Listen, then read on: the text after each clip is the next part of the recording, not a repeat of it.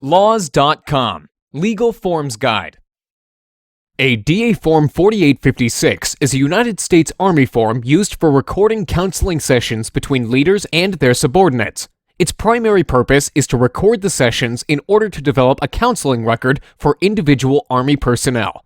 The DA Form 4856 is available on the United States Army Documentation website or can be supplied through the chain of command.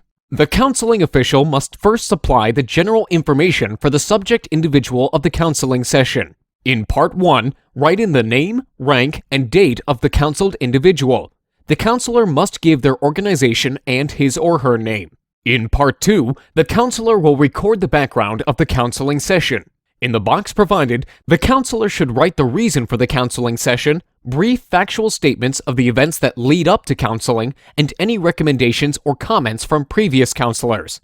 During or after the counseling session, the counselor must fill in a detailed description of the counseling session. This information can be written into the box of Part 3, or the counselor can attach additional sheets to the DA Form 4856 and reference the attachment in Part 3. Next, the second part of Part 3 should be filled in, describing any planned course of action discussed during the counseling session. This can be written in the provided box or attached on additional sheets. The subject of the counseling will be given a chance to read over all of the comments in Part 3 and must agree or disagree with the statements in the session closing. They will have the opportunity to write any remarks in this box and must sign off on the entire DA Form 4856. The leader will next write in their responsibilities for accomplishing the plan and will sign and certify the DA Form 4856.